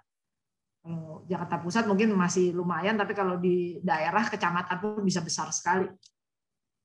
Wah, Tanah Abang. Mereka nggak jauh dari kantor saya. Nah, ini jadi Bapak Ibu lihat ya, jadi kita masih sifatnya bertanya dulu. Nah, ini juga sama. Jadi pada waktu kita melakukan penjangkauan gitu ya, ini jangan langsung. Ini orang mungkin Bapak Ibu aja yang nggak semuanya dari latar belakang lahir sudah Kristen, mungkin ada yang keluarganya masih Buddha atau Konghucu gitu ya, butuh waktu ya. Apalagi orang yang STA ini gitu ya. Mereka ada riset mengatakan mereka butuh 7 tahun kira-kira gitu ya. Belum lagi ada persekusinya gitu ya, kalau dari Buddha pun ada gitu ya, mungkin orang tuanya marah atau apa, tapi kalau untuk mereka lebih sulit lagi. Jadi kita juga harus sabar. Jadi intinya ini harus sabar. Tapi kita harus cepat karena jangan sampai kehilangan waktu bunganya sedang mekar. Oke. Masih sampai, jadi ini dia intinya sudah mau, nanti ya terakhir. Jadi poinnya dari proses ini Bapak Ibu bisa lihat. Jadi sekali lagi, ini bisa dipraktekkan secara offline. Jadi pada waktu ketemu, Bapak Ibu bisa coba praktekkan. Tapi ingat bahwa ada tahapan-tahapan gitu. Jadi jangan langsung lompat kepada Isa sebagai Tuhan, Yesus sebagai Tuhan dan Juru Selamat. Tapi digali dulu keterbukaan dia, ketertarikannya dia, dan dia mau insaf atau enggak, dan dia betul-betul serius atau enggak, gitu ya. Dan nanti kalau bicara ketemu, kan bisa ketemunya dengan kita sendiri juga bisa. Misalnya nih, ketemunya pas lagi di supermarket, gitu ya, ketemu sama orang, oh kalau gitu nanti kita ngobrol lagi ya, boleh nggak minta nomor WA-nya, nanti kita WA-an, atau nanti kita SMS-an, atau nanti kita teleponan. Kan kapan nanti mungkin kita bisa ketemu lagi. Nah, intinya kan ketemu lagi kalau memang offline ya, nggak hanya ini kan konteksnya media. Nah ini jadi sudah selesai kira-kiranya. Oke. Nah ini selalu ditutup ya, jangan lupa. Nah, jadi kalau kita ini juga jangan berkesan langsung sudah mau udahan. Ya udah Pak, nanti saya hubungi ya. Oh, Bapak harus ingat loh ya, oh, Yesus tuh Tuhan. Ya, jangan begitu, tapi penutupnya juga dibuat netral aja.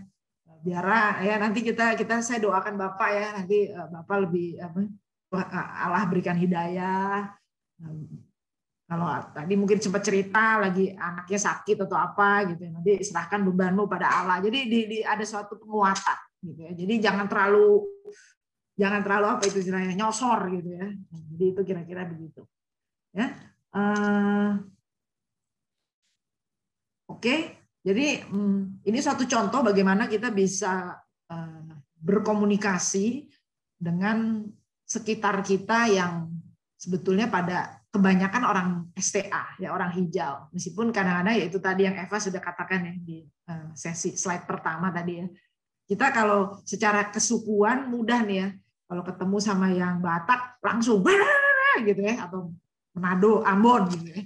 Tapi kalau sama yang Jawa orangnya halus-halus kayak Pak Jokowi gitu kan beda gitu kan. Kita langsung ya Pak Bapak gimana gitu ya. Itu secara budaya kita bisa, budaya suku gitu ya. Terus kalau ketemu kalau yang latar belakang Tionghoa kan juga ada yang suaranya keras, ada yang suaranya halus gitu ya. Kita bisa mengikuti. Tapi kalau dari latar belakang warna kita sering lupa karena nggak terbiasa. Gitu ya. Kalau di kantor kan gitu ya, ini Bapak Ibu yang biasa di kantor juga gitu kan, tergantung kan teman kantornya Batak atau Jawa pasti beda deh caranya. Kan? Bosnya atau mitranya juga kan beda. Nah ini sebenarnya sama, cuman kita perlu perhatikan warnanya dia, cara berpikirnya dia sedikit berbeda dengan kebiasaan kita. Ya. Jadi mudah-mudahan itu menolong.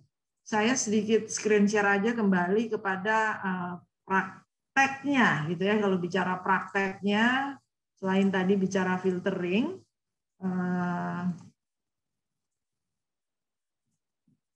jadi kalau bicara media itu ada 3 bidang utama ya, yang tadi sudah disebutkan, ada konten, distribusi, dan follow up. Memang nih follow up tadi kita lebih banyak tekankan pada follow up-nya ya, karena ini yang jarang, mungkin Bapak Ibu belum baru pernah dengar gitu ya. Counseling center sudah sering dengar Bapak Ibu, atau counseling center biasanya juga mendoakan, ya hubungi nomor ini di bawah ini gitu ya, nanti kami akan doakan gitu ya. Tapi tadi kan ada sih memberikan doa-doa gitu ya, tapi nggak secara langsung gitu ya, dan bukan konseling. Kalau konseling lebih sifatnya menyelesaikan masalah ya, tapi kalau ini adalah filtering. Nah, kalau bicara konten, saya pikir nggak perlu saya jelaskan lebih banyak, jadi mudah lah untuk kita menggunakan apakah itu film, apakah itu meme, atau artikel-artikel kalau Bapak Ibu suka menulis, atau juga nggak harus artikel panjang ya, bisa juga mungkin puisi atau kata-kata motivasi, penguatan yang bisa kita sebarkan lewat online media, apakah itu Facebook Bapak Ibu atau WA. Jadi mungkin ada teman-teman lihat di daftar WA-nya teman-teman gitu ya, Bapak Ibu, oh ini teman saya yang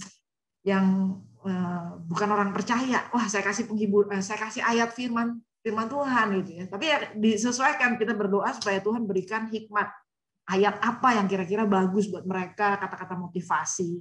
Itu bicara konten. Nah, tapi konten itu bagus kalau semua cuma ditaruh di kepala kita atau di komputer kita, di hard disk, tidak didistribusikan, percuma. Nah, jadi memang dengan konteks sekarang media distribusi ya harus ngerti marketing ya gitu ya. Ada namanya Facebook Ads, Google Ads gitu ya.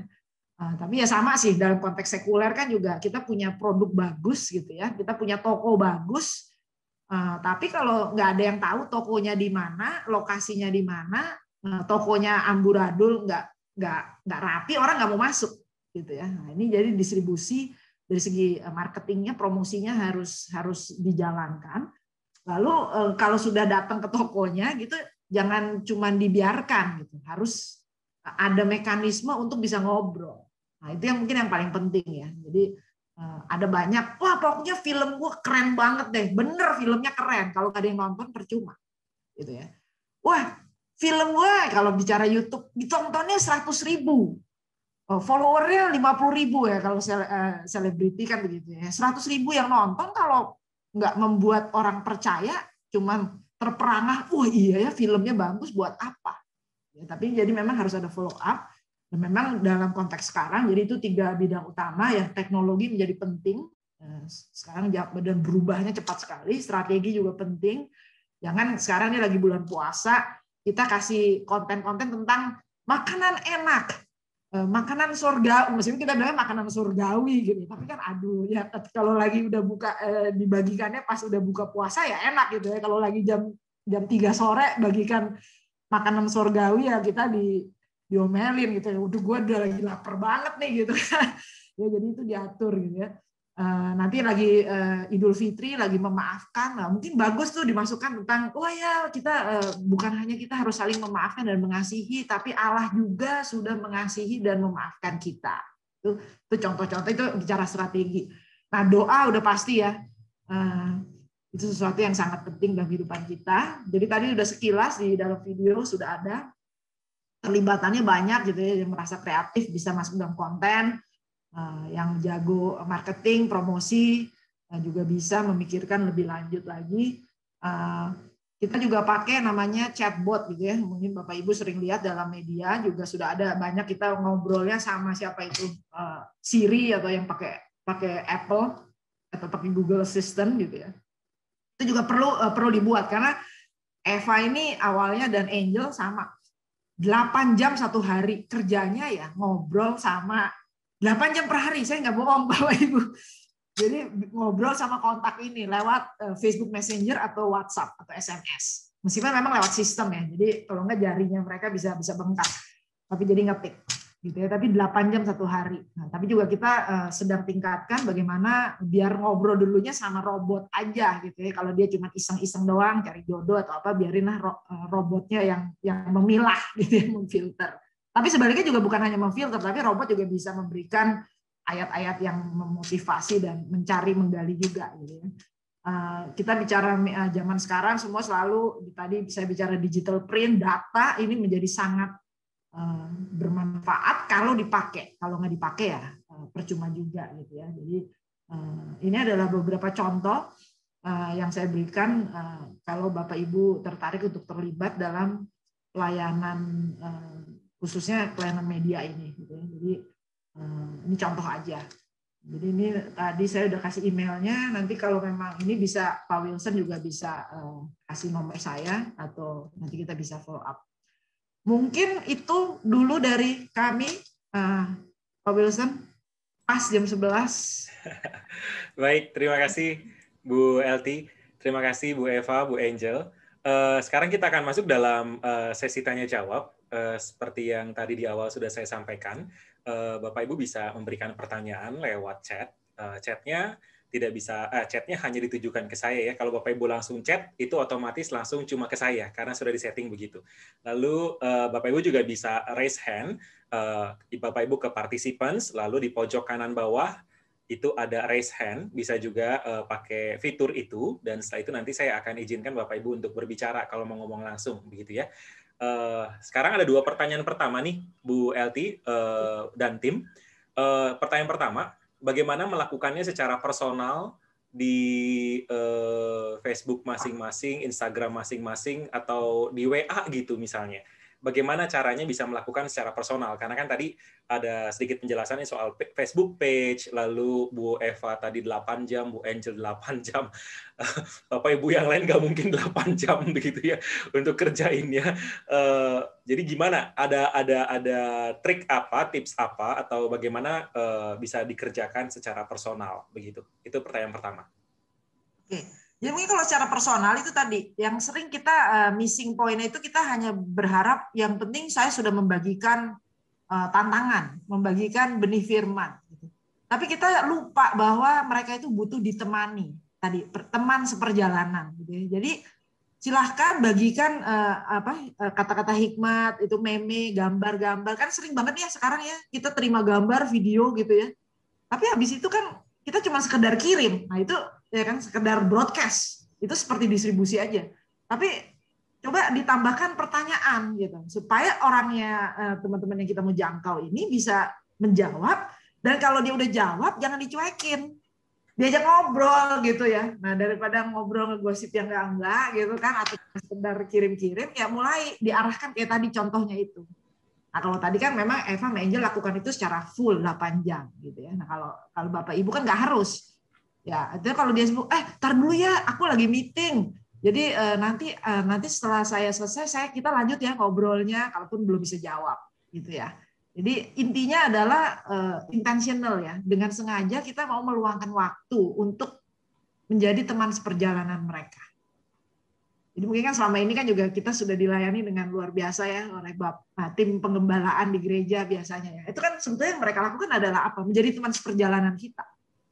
Cuman kebetulan konteksnya dalam satu gedung gereja, ya dalam satu komunitas gereja. Nah kalau ini kan memang tujuan kita menjangkau keluar dengan orang-orang yang mungkin belum menjadi komunitas kita kan, teman lama atau teman kantor, ya kira-kira gitu ya. Oke, thank you Bu Elty. Pertanyaan yang kedua ini berhubungan dengan kitab TZI tadi, begitu ya. TZI itu berkaitan dengan agama sepupu kita. Tapi pada kenyataannya kebanyakan mereka tidak mengakui Injil meskipun dari agama mereka mengakui Injil. Dan yang seperti Ibu katakan, Injil tidak hanya 4 Injil, tapi dari semua kitab PB sampai Wahyu. Nah, sekarang bagaimana cara kita pelayanan kepada saudara sepupu kita berkaitan dengan kitab TZI tadi begitu? Oke, jadi memang kita Eva sama Angel silakan menambahkan ya kalau memang ada yang dirasa kurang. Jadi ini kita juga cukup kaget ya. Jadi memang ini ada apa tadi Eva sudah saya jelaskan juga, apa saya jelaskan, kitab TZI ini sebenarnya Alkitab. Tapi memang dirubah, bukan dirubah ya, menggunakan dibuat relevan. Ya, jadi contohnya pakai istilah Isa Al-Masih, bukan Yesus Kristus. Pakai istilah mereka taunya Ibrahim, bukan Abraham. Maryam, bukan Maria. Kabil dan Habil, bukan Kain dan Habel. Jadi sebetulnya dari segi nama lah lebih banyak gitu ya, atau mungkin tempat sedikit. Damsyik sama Damaskus gitu ya. Nah, tapi poinnya adalah ya kita mulai perkenalkan dan mereka cukup terbuka. Karena memang dalam rukun iman mereka itu ada bahwa mereka itu harus percaya dengan kitab-kitab terdahulu. Nah, mereka hanya taunya namanya, istilah yang dipakai adalah Taurat, Zabur, Injil. Itulah sebabnya kita kasih nama TZI. Ya meskipun pemahaman secara teologis gitu ya. Orang merah taunya kalau Taurat hanya 5, Musa, kalau Injil hanya 4 gitu kan. Tapi ya sebetulnya waktu kita buat ini lengkap. Jadi kita jangan pakai istilah perjanjian lama, perjanjian baru. Mereka nggak ngerti. Gitu sama seperti kayak saya nggak bisa bahasa Mandarin, diajak ngomong sama bahasa Mandarin gitu sama Bapak Ibu yang bisa bahasa Mandarin kan nggak nyambung gitu ya. Padahal mungkin kalimatnya sesuatu yang simpel gitu. Dan jadi ini menarik. Jadi mereka tuh mencari kebenaran sebetulnya. Dan kita lupa. Kita nggak ngeh ya bahwa mereka ya sebetulnya daripada kita kasih video atau apa kata-kata yang pusing-pusing bikin aduh kata motivator ayat apa ya, cari aja di Alkitab gitu kan, ayat yang memang ya itu namanya juga firman Allah gitu kan, nggak bisa cari lagi gitu, cuma mesti dicari yang mana gitu kan, daripada kita bikin lagi firman si Eva gitu kan, itu kan cuma katanya Eva, kalau firman Allah kan lebih wah gitu. udah pasti lebih ini ya, mungkin itu ya. Oke, thank you Ibu. Bapak Ibu ada yang mau bertanya? Silakan. Bisa raise hand atau ya silakan Pak Daniel Reno. Bentar ya.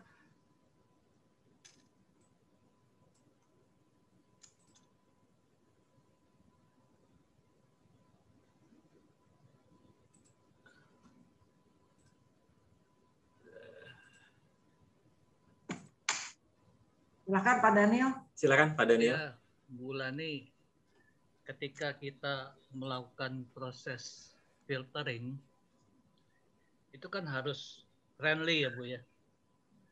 Friendly. Ya, betul. Ya, relevan. Tapi kalau sampai pada satu titik ketika filtering itu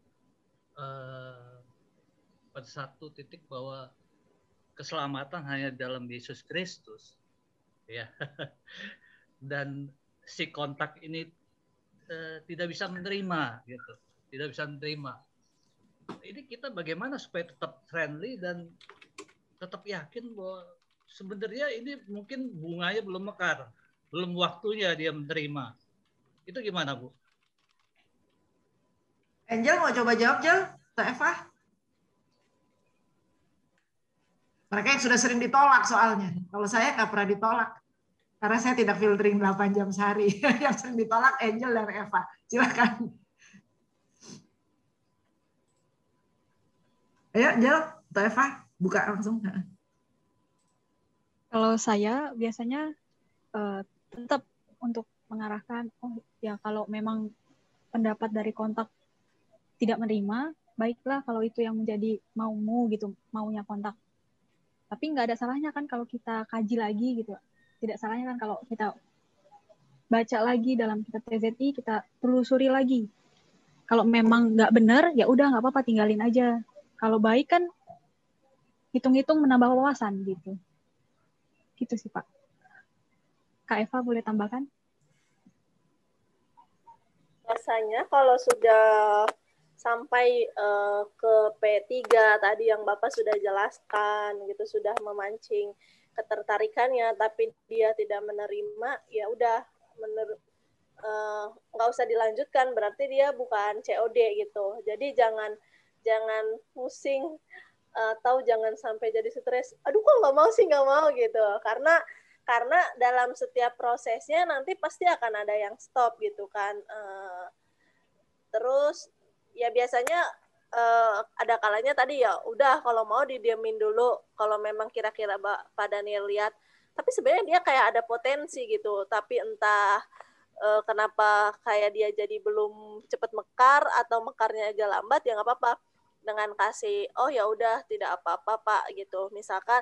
Tapi kalau kapan-kapan mau ngebahas lagi dan mau ada yang ditanyakan boleh hubungi lagi. Jadi karena ada kalanya juga seperti itu gitu, ngobrol udah lama terus tiba-tiba dia bilang nggak tertarik, tapi tiba-tiba nanti berapa hari kemudian atau berapa bulan kemudian balik lagi gitu, dia nyariin sendiri gitu loh. Atau ya biasanya mungkin atau ada kata-kata kita yang membuat dia jadi kayak kok begini, tidak sesuai dengan yang dia harapkan gitu. Karena saya juga kadang masih ngalamin kayak gitu meskipun udah 8 jam gitu. waduh salah ngomong, jadi gosong deh gitu. Jadi ya menurut saya, tapi kalau Bapak sudah sampai menjelaskan dengan metode ini sudah baik-baik, tapi dia tidak menerima, berarti dia bukan COD gitu. Jadi ya memang karena kan kita nggak bisa paksakan mereka ya, cuma Roh Kudus yang bisa buat mereka terbuka. Itu sih menurut saya, Pak. Oke, Bu. Terima kasih. Bisnis kita sering dengar ya istilah jangan pernah membakar jembatan di belakang kita. Gitu ya. Itu dalam dunia sekuler sering ya kita mendengar itu. Sebetulnya dalam hubungan rohani juga dalam kita menjangkau mereka juga seperti itu.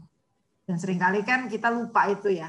Jadi jangan lupa tetap friendly dan ya jangan langsung stres. Jadi tadi saya suka dengan Pak Daniel, berarti benar-benar udah nempel di kepalanya kan.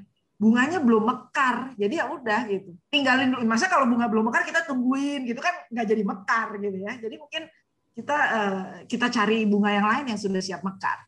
Tapi jembatannya jangan sampai di istilahnya Eva, ikannya jangan digosongin ya. Meskipun kadang-kadang ya udah kalau udah terlanjur gosong ya udahlah, butuh anugerah Roh Kudus yang menjamah mereka gitu ya. Tapi Eva pernah itu ada kejadian orangnya sangat kasar sekali, hostile ya istilah saya, sangat kasar dan entah gimana Eva jawabnya, oh Bapak kok ngomong kasar ya gitu kan, emangnya boleh ya ngomong kasar. Akhirnya minta maaf. Terus malah bilang, aduh sorry banget dan mudah-mudahan kamu masih mau ya jadi teman saya. Dan akhirnya jadi COD. Itu juga pernah gitu ya. Jadi jangan pernah juga jangan berpikir wah ini mah bunganya udah busuk gitu ya.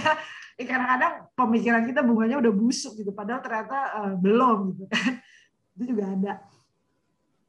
Thank you Pak Daniel, mudah-mudahan jelas Pak. Ya jelas Bu. Terima kasih. Thank you Pak Daniel. Silakan ada lagi Bapak Ibu yang mau bertanya langsung.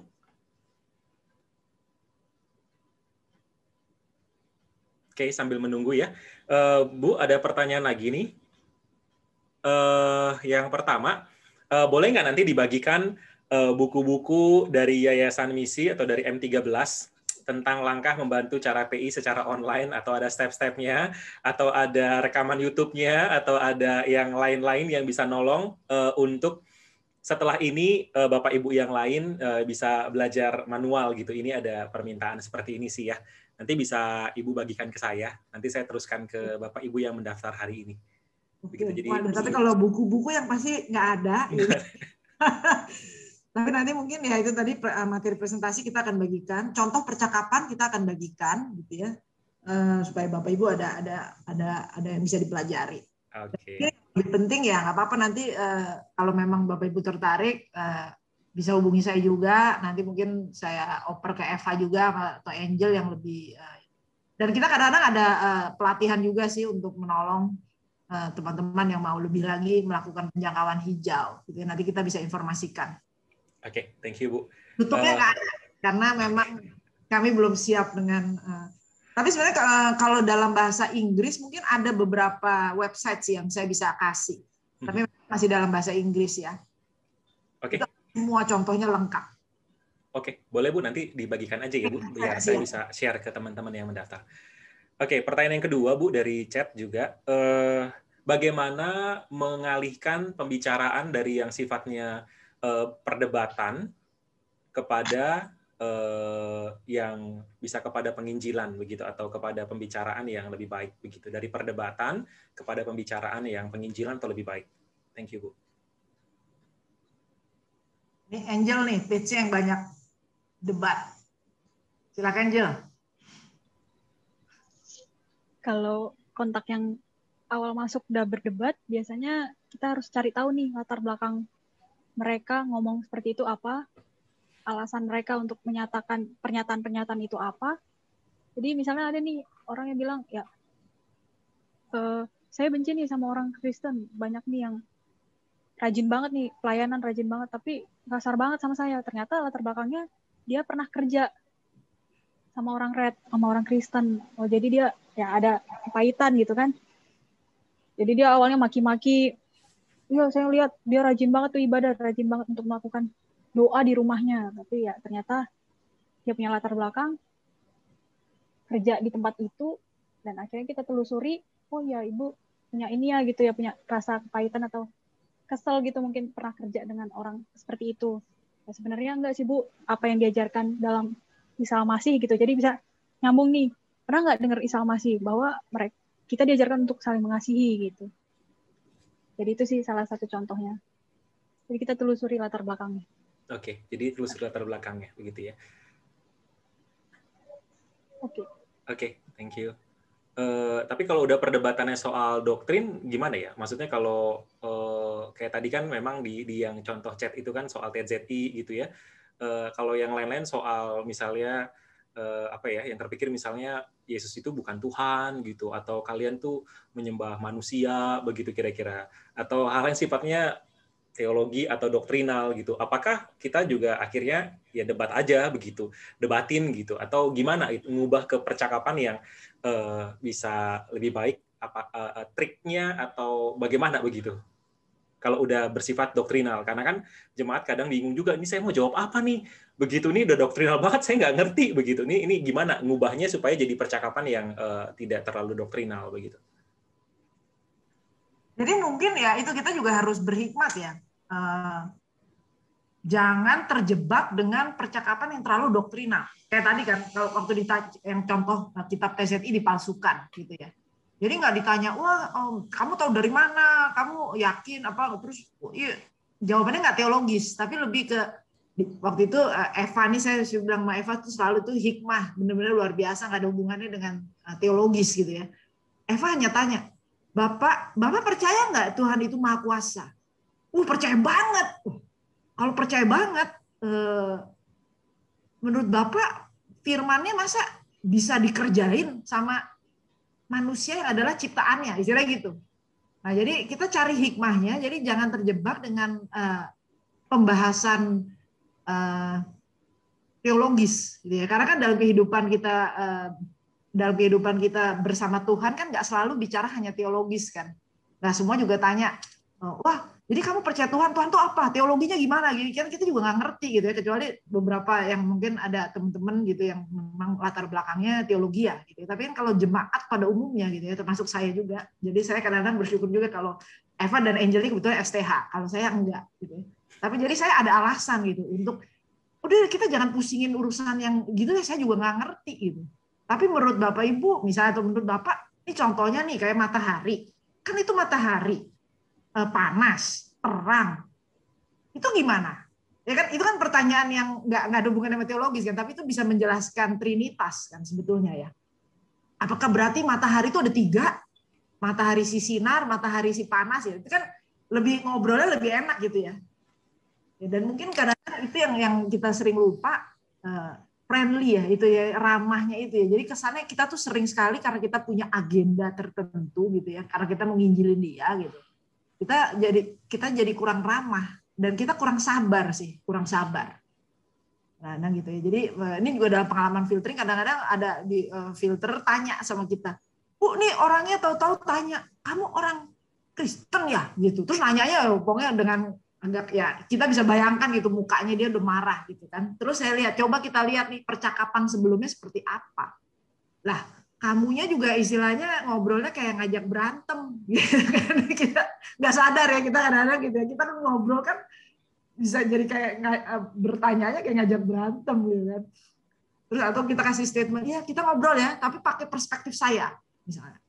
Belagu banget lu gitu kan, emang lu orang Kristen paling hebat gitu kan, misalnya gitu ya. Jadi itu yang kadang-kadang kita sering lupa gitu. Dalam kita berteman kan kita harus ramah, kita harus sopan, itunya ya kita harus merangkul ya.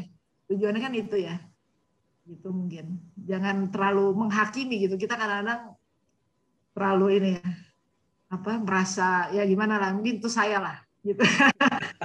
Benar-benar jelas. Oke, berarti mengubah dari perdebatan lebih kepada hal yang hari-hari biasa begitu ya, percakapannya gitu. Jadi tidak terlalu teknikal soal doktrinal lagi. Betul. Dan juga lebih menekankan soal ramah, tetap friendly, tetap bersahabat begitu ya. Bicara tentang hubungan kita dengan Tuhan gitu kan, di arah situ.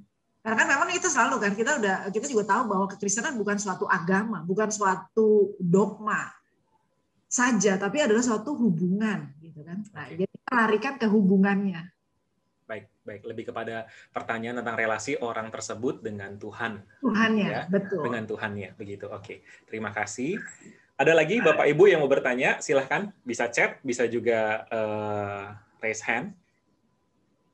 Kalau Bapak Ibu nggak ada yang tanya, nanti Bu LT yang tanya ke Bapak Ibu, loh dipilih salah satu. Ayo jawab, ini apa jawabannya gitu. Enggak ya.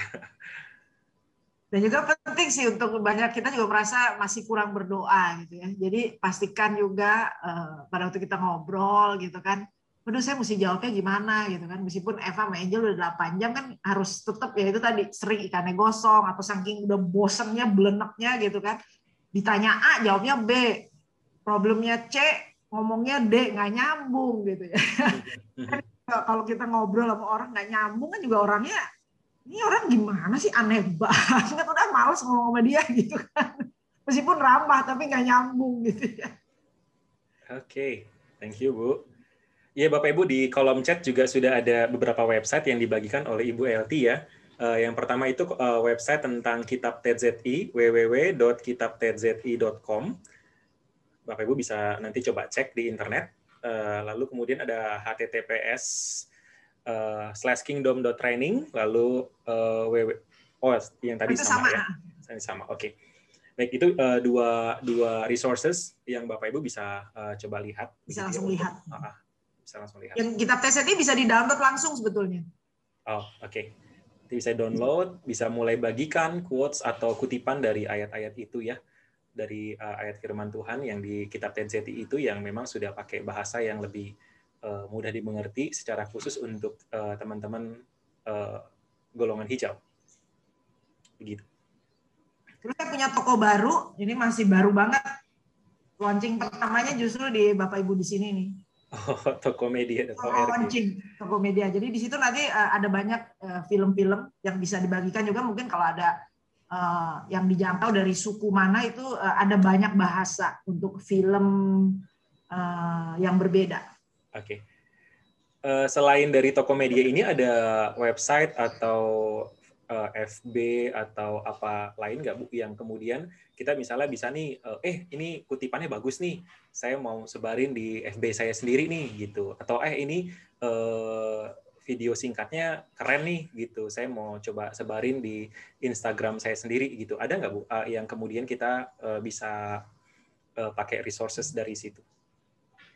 Oke, kita sebetulnya nggak banyak lakukan posting ya, karena kita lebih banyak behind the scene, masukin advertising ke mereka langsung. Tapi itu ada satu yang TZI itu bisa ada ayat hari ini, kalau kita bahasa merahnya gitu ya, verse for the day.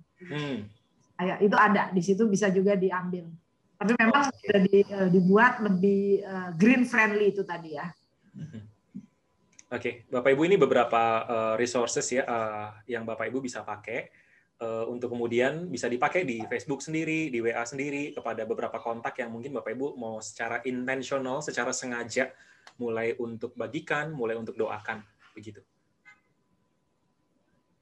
Oke, terakhir Bu LT, ada yang mau disampaikan sebelum kita tutup seminar kita pada hari ini? Mungkin tolong doakan kami, ini jadi sangat penting. Bapak Ibu mungkin lupa atau belum ngeh, mulai Senin besok itu hari pertama 30 hari mereka berpuasa. Jadi traffic biasanya akan 2 kali lipat.